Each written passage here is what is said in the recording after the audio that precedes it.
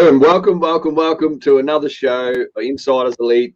This fantastic Saturday/Friday. What an exciting topic today, branding. And it's actually the fitting topic because I have my new background with some branding on it. And look, it's a topic that Jamie and I both love, and we're super pumped today to talk about it. Jamie. Definitely. Hey, welcome everyone to the show today. It is exciting. This is truly a topic that is near and dear. Now, Mick, I'm glad you really talked about the branding behind you, because that's one part of it, right? That's the logo. That's the one piece that gets us seen out there. But what is it that brand stands for? What is it that brand's really, truly all about? And number two, how do we build that attraction? How do we build that audience who is really, truly hungry for what it is that we have, the services that we provide, etc. You know, I thought a lot about this topic here because, again, I'm very, very passionate about this topic. You know, we've all probably seen it out there where someone's reaching out to us. Someone is, you know, we've never seen the brand before. And what's the first thing we think, right? Someone's just trying to sell me some shit. If you don't know what the brand is, if you don't know what that person's offering, and I hate to say it, the whole idea of chat sequencing, of all that stuff, it's being overused.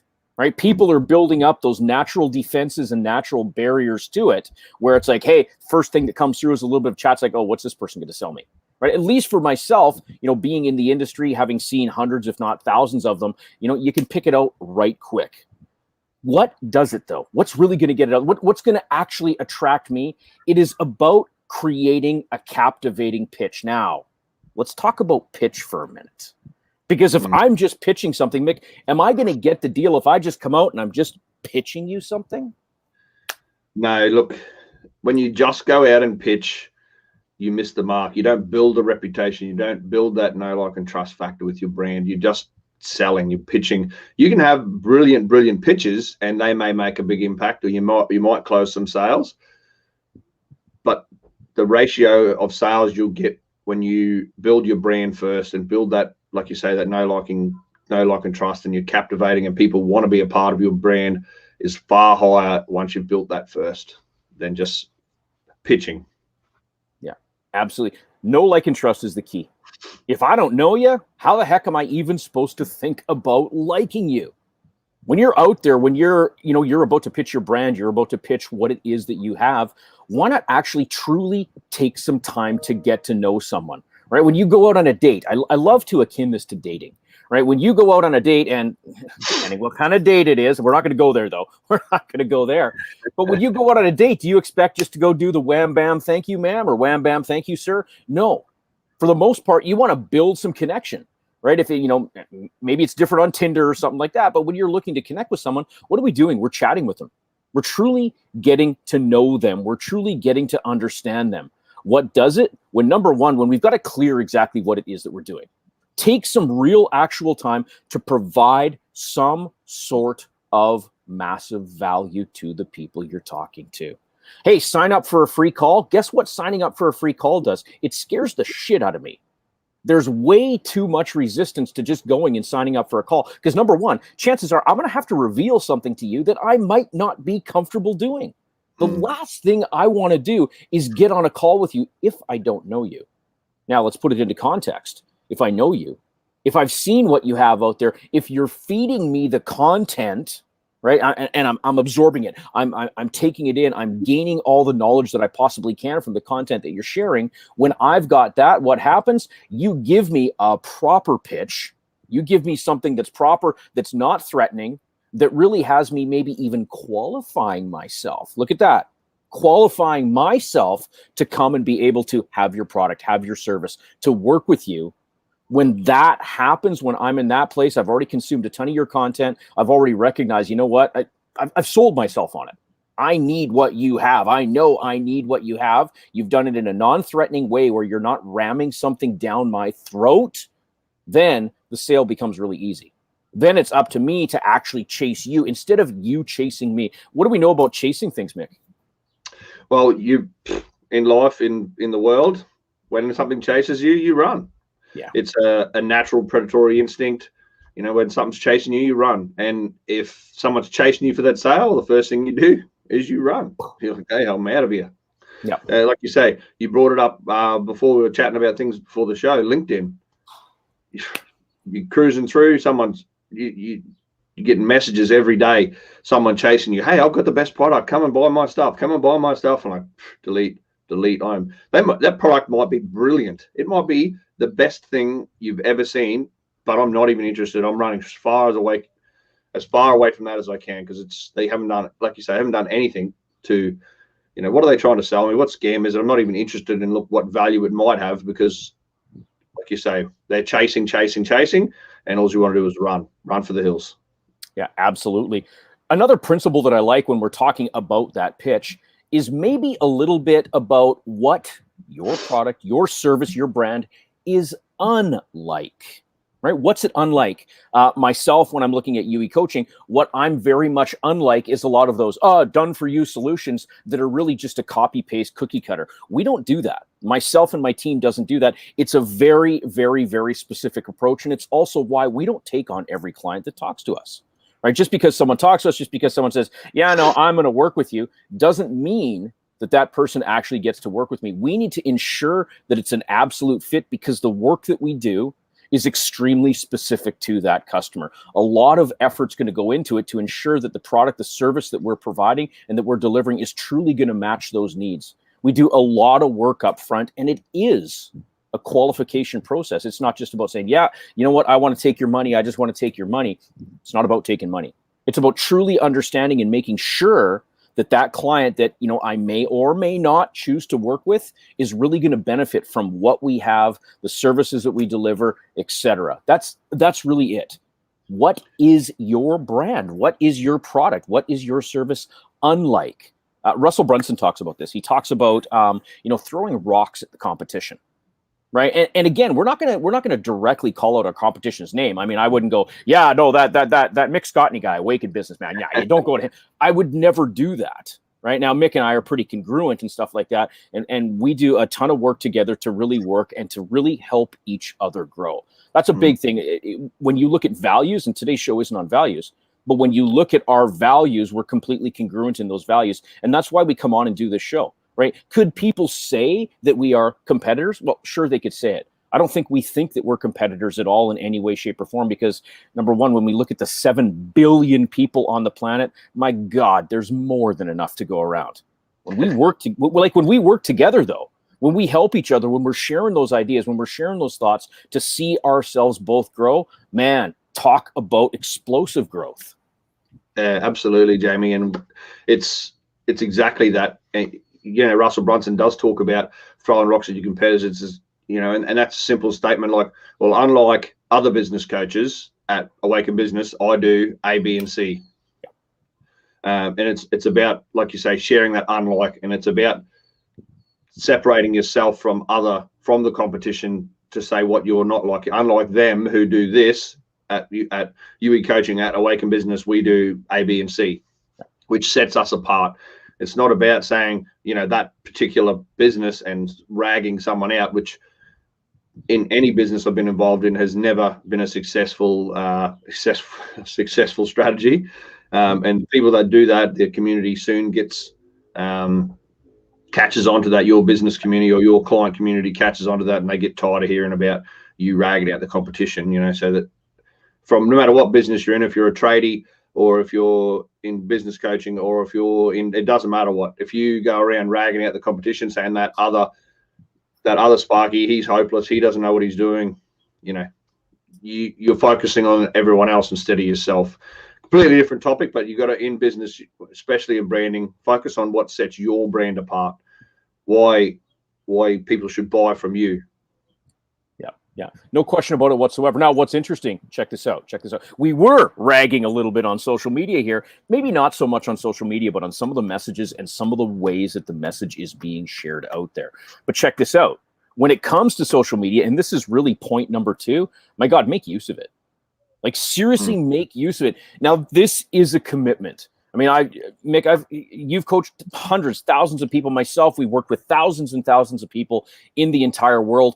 Through your clients, through the people you've worked with, how many times have you heard people say, you know what, shit, that social media thing isn't for me. I think I'm just going to pull out of it.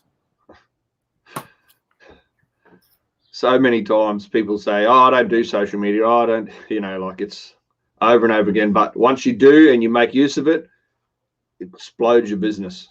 I've so many times. It's can't stress how important it is in the modern day age. It's our current networking events. 15 years ago, you used to go to networking events to help grow your business. You used to go talk to the community, go find it. But now this is your community. Your community is online, and 95% of the world is on social media. And I'm assuming that your business operates with the vast majority of people, or your business, they're guaranteed they'll be online somewhere. So this is your community. This is where you go and network. This is where you go and share value. And you used to go to a networking event and you'd chat about stuff and have a conversation about someone's business or what they do or how they operate, and then you would share some value with them and be helpful to them, and then they would want to do business with you. That's how networking works. Social media is the same. You need to share some value with them, have a conversation with them, add value, and then they will want to do business with you. It works the same. You can't just get people to buy from you. If you went to networking events and said, hey, buy my stuff. Hey, I'm really cool. I'm the best person in town. Buy my stuff. Everyone would say, this guy's a wanker. Yeah. What the hell? Who invited him? And they leave. Same thing happens on social media. Yeah. Social media is your new community. It's your new networking event, and you have to add value first. Yeah. Oh God, no question about it whatsoever. Like, look, and here's a really great tip here. If you haven't taken the time to check out Gary V's book, Gary Vaynerchuk's book, Jab, Jab, Jab, Right Hook, just go do it. Seriously, just go do it, because what it's all about. Tony Robbins talks about it. So many people talk about value first. What's the whole premise behind Jab, Jab, Jab, Right Hook? We're going to give value. Hey, want to move forward. Value. Boom. Right. When I'm working with my clients and stuff, one of the things that I like to say is the last thing you want to do is just like you said, hey, buy my shit, buy my stuff. No, we don't want to look like that. We don't want to be a wanker like that. But what do we want to do? Here's some value. Hey, use it if you can. I don't know if any of you out there have really taken a look at any of Gary's posts or what he does. He's like, here, just go use this. Right. About a year ago, he did up a great slide deck. Right. How to create 64 pieces of content in a day. Just an awesome deck, and he gave it all away for free. Right? Just here, go, do, take it, use it. What does that do, though? A couple things happen. Number one is I want to know more. Who is this guy that's just giving me all this information, that's just putting it out there, that's sharing massive value? And then when he does put on an event, it's like, oh my God, I'm not even worried about the price. I've received 10 times the value in all the information that he shared along the way. Yeah, spending $1,000, $2,000, $3,000 on a ticket or whatever. I've got 10 times that in the value that's been provided. It's helped my business. It's helped me grow. It's helped my clients grow. You know what? To invest in something like that, it's an absolute no-brainer. It's also that law of reciprocity coming out, right? When someone's giving, we as human beings, we quite literally want to give back, right? We quite literally, it's like, you know what? I'm starting to feel guilty. Right. And I'd ask our viewers, I'd ask our listeners right now, think of a time, or maybe you could think of a time when, you've been giving. You just felt like, God, I gotta give something for this. I gotta pay something for this. I gotta do something here. Right. That's that law of reciprocity kicking in. And it's a great place to be when people see you as that source, as that person, as that very knowledgeable person.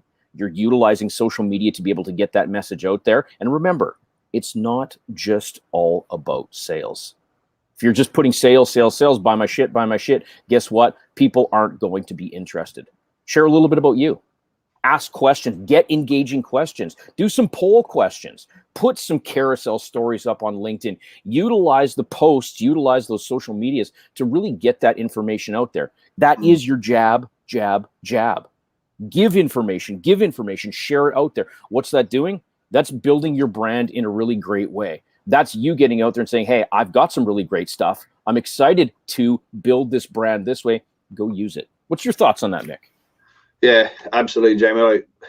I agree with you, and I love the Gary V's philosophy, and that's why you and I both add value first, always. But put yourself out there, share your experience, help the community. Like you say, share it on a blog or an email newsletter, or create YouTube videos, or put put the content out there, add the value, and like you say, here, go use it. There's no catch. You're not going, hey, I'm going to put this out there so people can do this, and then you can buy my stuff. And that sharing that value, always just putting yourself out there and adding to your community. It goes back to what we were saying before about, networking event. You put yourself out there, you go out and speak to the community, and you add some value, and you share your information or share what's good about your product or your services, or give someone some advice on something. It's about adding value, whether it's, and in modern day through social media, putting yourself out there, sharing your expertise on social media through video, through content, through blogs. That's replacing what you used to do. And as a business owner, you have to be okay with sharing your experiences and putting yourself out there on social media. That's how you build your brand. That's how people come to know what your brand stands for and what value you bring to the community. Yeah. And here, I'm going to give a little bit of a harsh truth here, because a lot of people, and I used to be this myself, I'm totally going to put my hand up here and be vulnerable here. I was in that place where it's like, oh, geez, no one's going to want to listen to what I've got. Right? I'm not Tony Robbins. I'm not Gary Vee. I'm not Kerwin Ray. I'm not any of those people. But here's the thing, right? We might not be Tony Robbins, Gary Vee, or Kerwin Ray, but I'll tell you what, some of those people that might really want your stuff might not give a shit for any of those three guys.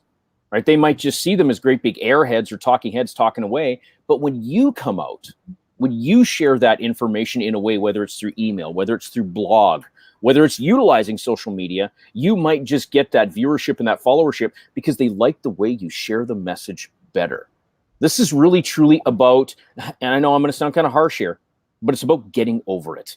It's about getting over yourself. It's about stopping telling yourself these bullshit stories that really, truly aren't serving. We've got to come from that place to recognize that all information, all knowledge, we hear the phrase, knowledge is power. But knowledge isn't power. It's what you do with the knowledge. It's how you share the knowledge. It's truly what you do with it that is the actual true power.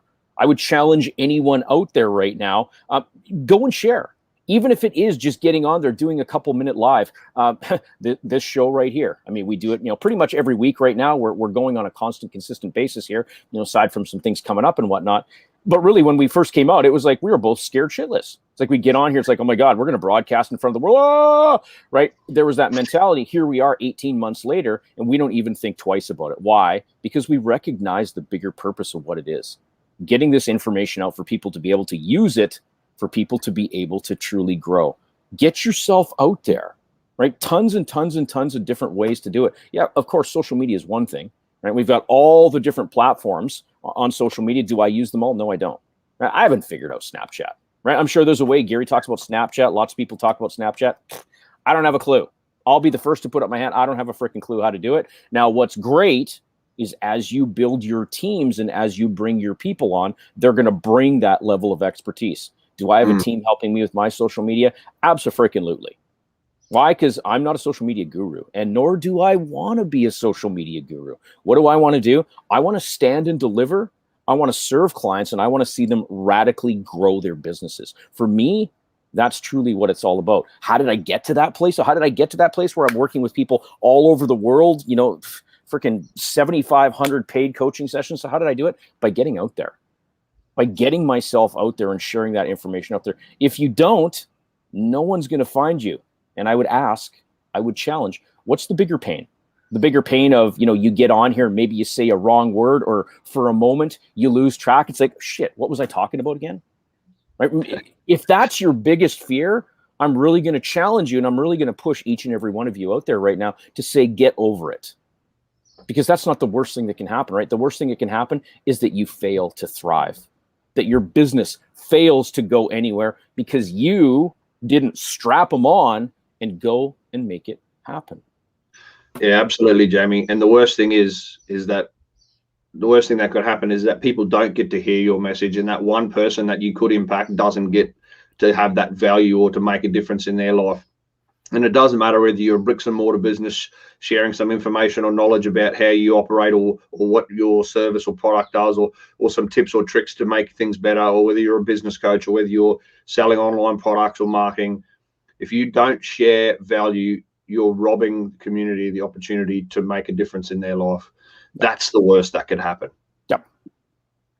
And like you say, and I'll put my hand up. When we first started this show, I was shitting myself. I was like, what if what if someone says, oh, what if I make the wrong move, or who cares? And I asked the community, when we give all this value, do you care that maybe I didn't iron my shirt the other week? I don't think anyone cares. It's about adding value and getting out there in the community and making sure that you deliver and you add that value. Yeah. Make that your purpose. Make that your purpose of giving value. See, when we give, when we honestly give, when we give from that place of without expectation, right? Really, that's the key. It's not like, okay, Mick and I, we're going to come on, we're going to do these shows, but damn it, in 10 days, people better be paying for it. Or in 10 days, we're going to have to roll it into a paid subscription or something like that. That's never been the intent. The intent is to give with absolutely no expectation. Now, guess what's happened? We don't talk about this a lot on the show, but the people who've reached out to us, the people that have contacted us and said, oh my God, I love what you're sharing. How can you help me? How could you work with my business? Right? That's really all about what's happening right there. That's the huge benefit of it. When we talk about giving things for free, when we talk about sharing this knowledge for free, Gary, I'll come back to Gary again for a minute here, says, give your best stuff away. Give your best stuff away. And why not? Really, seriously, why not? Look, I used to use this analogy with my coaching clients and stuff. Tony Robbins, right? He does his events and stuff like that. It looks like he's going to be maybe, right, depending on the state of the world, he's going to be going back to some live events. Now, I've done many of Tony's live events and all that. Of course, being on his team, being a part of his team, I attended the events and stuff.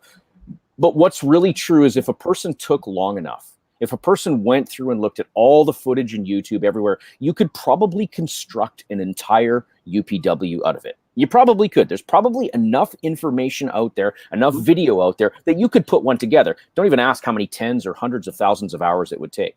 But what I'm saying by this is that the whole thing's out there, yet on his high-end tickets, he's still charging $2,500, $3,000, whatever the ticket price is, and he gets it all the time.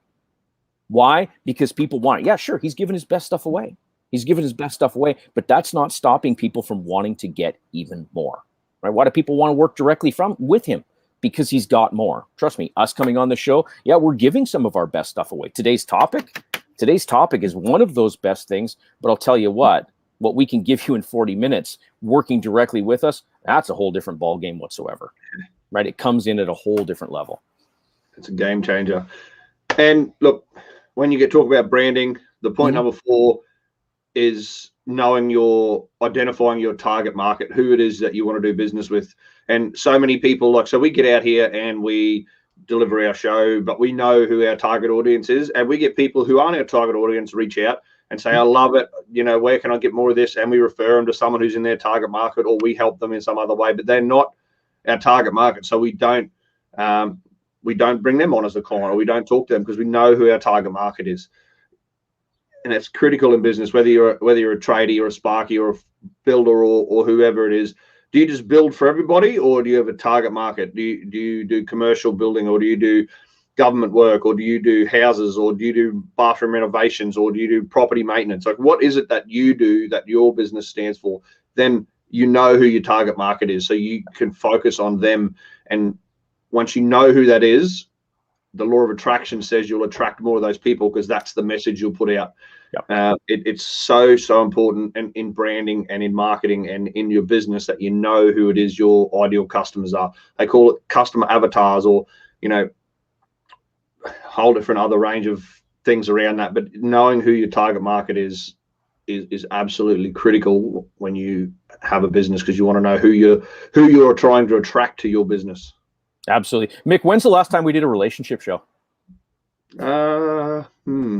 Never. Why? Because that's not our target client. That's not who we're working with. We don't do relationships. Now, we've got some amazing people that we work with that do that sort of thing. And guess what? We are overjoyed to be able to send them that business. Right? Now, that's a whole joint venture thing. We're going to not get into joint ventures today here. But really, quite seriously, that's a whole amazing joint venture opportunity right there. See, we're actually finding the opportunities even in what it is that we don't do. I want to share a story about my time at Tony Robbins as a coach.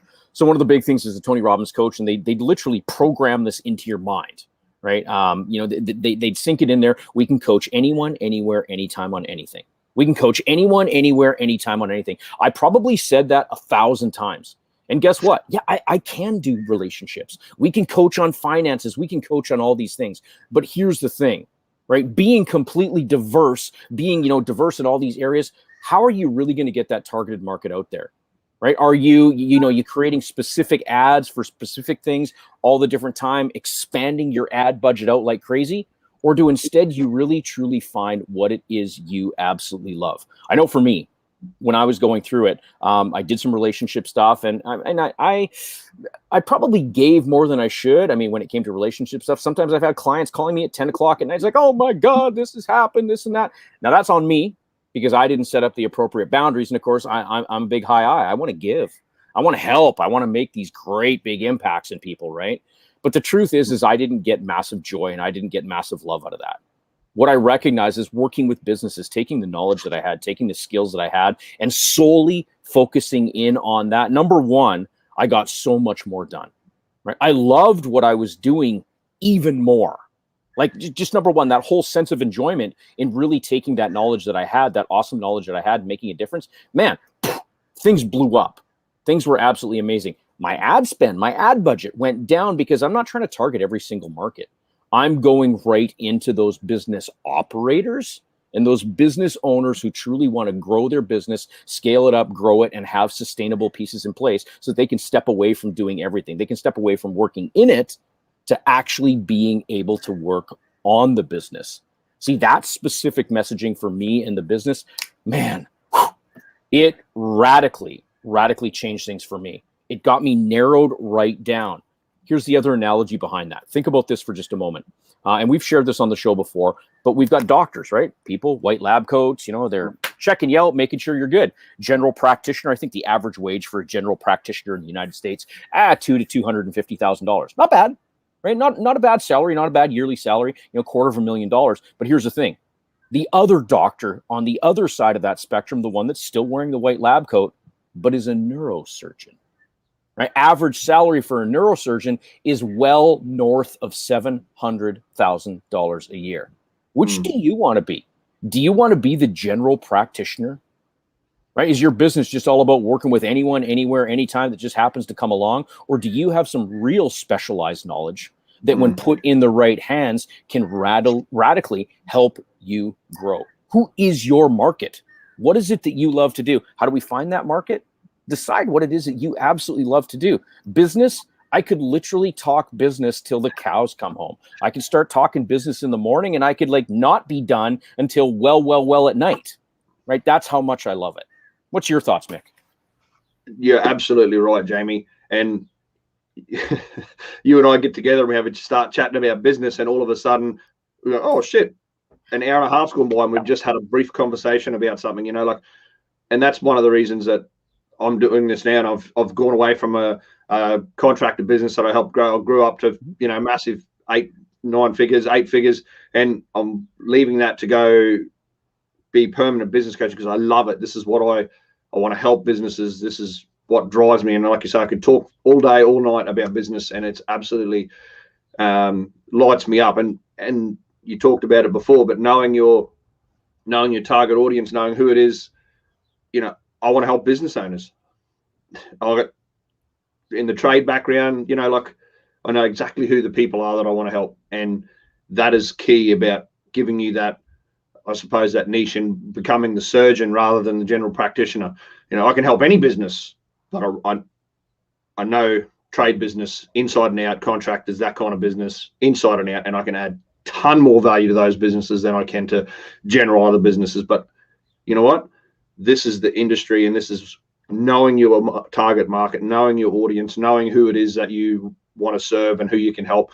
And it doesn't matter whether you're a coach or whether you're a tradie. If I'll use Sparkies for example, yep, you can be a Sparky, and you can everyone, and you'll compete on price, and you'll help everyone and anyone. Or you can be specialized, you can be industrial, or you can be high voltage, or you can be whatever, and your rate will be 20, 30, 40% higher than everyone else's, guaranteed. I've hired subcontractors in just that specialize in something and paid them for, $30 or $40 an hour more than we charge ourselves. because they're specialized in something and they're good at it. So it doesn't just work in this industry, it works in every industry. Whether it's, like you say, whether it's property maintenance, whether it's building homes, whether it's plumbing, whether it's business coaching, it doesn't matter. Knowing your target audience and being specific about what you can do for them will increase your revenue as a business in excess 20, 30, 40, 50%, double. Look at the surgeon example.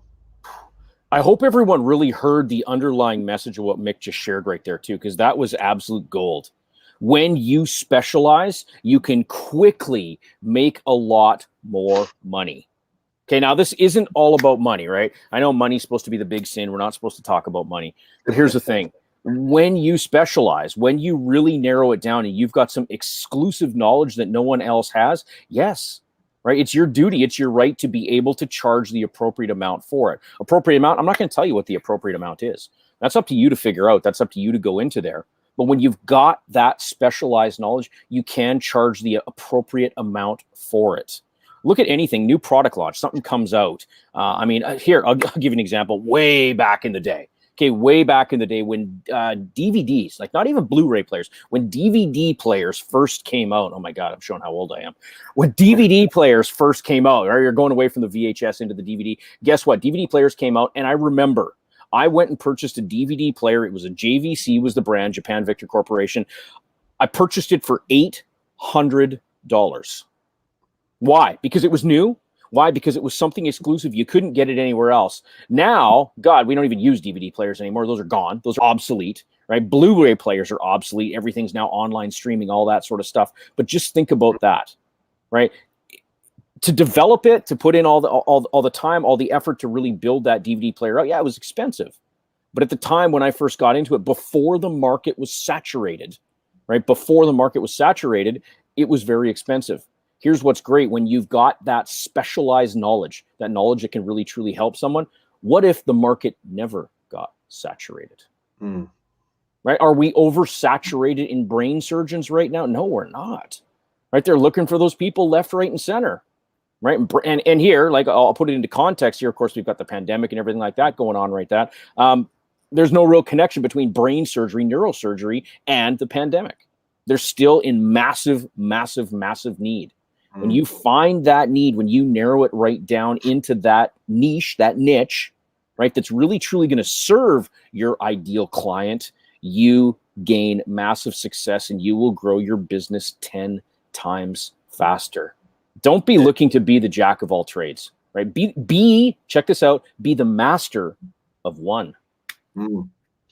Absolutely, Jamie. And we may be banging on here about the same thing, but it's that consistent message. And that leads us to point number 5 is being consistent. Because if you don't want to be around for long, why should customers buy you? You need to be consistent. Like, look at this show, for example. We've been doing this, 18 months now. We've probably missed a handful of weekends in that time, through other commitments, but we'd be consistent. We're up here delivering value every week. And guess what? We built it up in our first show. We might have got 50 people viewed. Now we get 300-400 people view or more. And it's because we're consistent and we're consistently delivering value. So you want people to invest in your brand and your business, whether you're, like you say, a tradie, or whether you're a business coach, or whether you're an online retail store, it doesn't matter. If you want people to invest in your brand, into your business and buy from you, they need to know that you're going to be there to support them in the long run, that you're still going to be there in 1 or 2 or 3 or 5 or 7 years when they need some support or backup, or they want to buy from you again.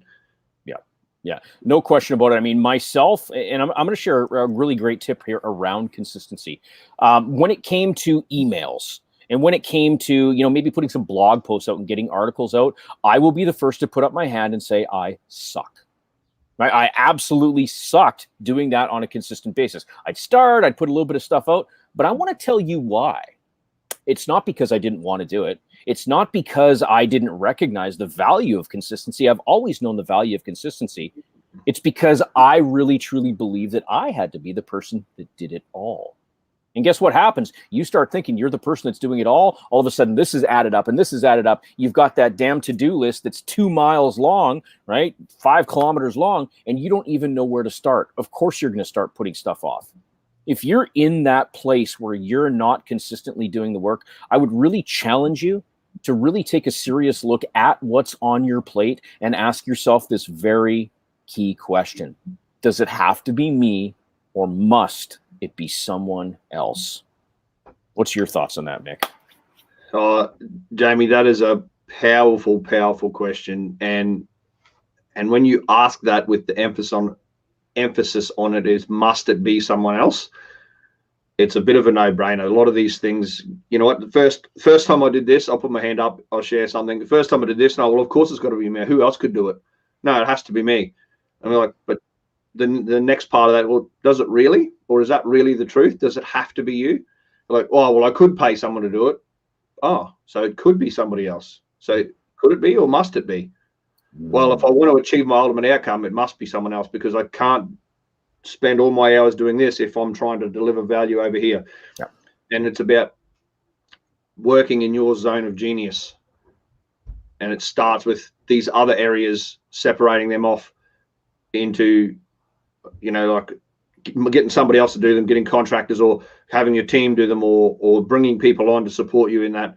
And that doesn't mean you take your hands off and you've got no responsibility for it. It's your business, and you're going to make sure that it's right, especially if it's like blog posts and content. Mm-hmm. You get some copywriters to help, but it's your name. So it's your copy. You read, you proof, you still do it, but they cut some of the work out so that you can be consistent. And then they post it up and they do the mechanics behind it.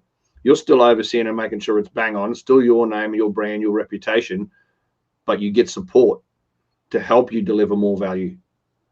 Yeah, absolutely. Driving that consistency. I know for myself, right, the real plan behind driving that consistency has actually led me to my I can't even talk right now, my latest release, right? I recognized very early on that when it came to writing copy, when it came to putting articles out, getting some emails out, I really sucked. Why? Because I tell myself the story. I don't know what to write. I can't think of it. It's too hard. Whatever other story that happened to come up that would actually stop me from doing it.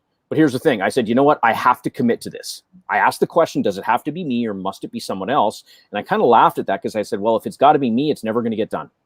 Quite seriously, if it's got to be me, it's never going to get done. So guess what? I know how important it is to be consistent in these areas. I guess it darn well better be someone else. So what did I do? I brought on a team to help me out with that.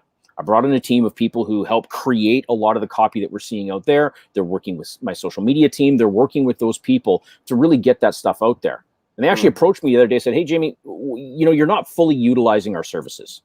What if you were to take a little piece of what we've got here and offer it to some of your clients, offer it to some of your customers? And I'm like, no, I can't do that. That's going to cost me a fortune. I started telling myself all these reasons why I couldn't do it. They're like, you're on a bulk buy plan. You pay for X amount, whether you use it or not. And we can tell you right now that you're not using the full extent. And then, of course, again, a little bit of scarcity mindset showed up. I'll admit it out here. A little bit of scarcity mindset shows up. It's like, well, geez, I don't know. What if it starts costing? They're like, we don't have to worry about that. We're going to scale it. There's that word scale. We'll scale the program that's really going to work for you, that we can all benefit from it. It helps them. It helps me. It helps all the clients that we're now working with. We've just released a done-for-you copywriting service, a done-for-you copywriting program that's really helping people be consistent in getting that copy out there. And quite honestly, because it didn't have to be me, it had to be someone else, that necessity and having that open mind really opened up the door to that innovation for me. So that's all bred from consistency, right? Why must I be consistent? Well, to grow my brand. Yeah, look, being consistent, it gives people that certainty that you're going to be there, that you're sticking around. You're not some fly-by-nighter that's coming into wham, bam, thank you, ma'am, and disappear again. You're there, you're delivering value, you're showing up, and that you're going to be there for the long term, because that's what will make people have trust and faith in your brand and give them that certainty. You know, being consistent is critical in building a brand, because, look, we all know building a brand takes time. Building a brand that's going to last or stand the test of time, it takes time. You can't build a brand overnight, but if you do these 5 key points that we've talked about, you'll speed that process up. Instead of taking 5, 6, 7 years, being consistent, knowing your target audience, you build that brand and that reputation 5 times faster, 10 times faster, because you are targeting the people that you want, and you build your brand in your community. And being consistent helps you reach more people, helps the social network support your posts. And if someone who's consistent is going to be seen out there in the feeds and involved in those communities. So being consistent and following those 5 steps is a surefire way to speed up the process of building a brand that's going to be around for the test of time. Yeah, no question whatsoever. Consistency is king. Look, we really hope that this has helped out today. Shared a ton of great information here. If you found something exceptionally valuable, if there's an area in your business, we'd love to hear from you. We'd love to get your feedback. Be sure to send us a message, drop a comment on our live today, and we'll throw out a little invite here. If you have a product, if you have a service that you would like to get featured on Insiders Elite, the live show, we want to hear from you. Drop us your name, send Mick, send myself a direct DM. We'd like to get some exposure for you, for your brand out here live on the show. Absolutely. Anyone out there, jump on. We'd love to hear you. We'd love to help promote your product or service. And I'm sure it'll share a ton of value with our audience, which is the key driver and measurement for us. We want to share a ton of value with our audience. So I suppose with that said, any further comments, Jamie? We are good to go. We just want to thank everyone today, and we will see you next week. See you next week.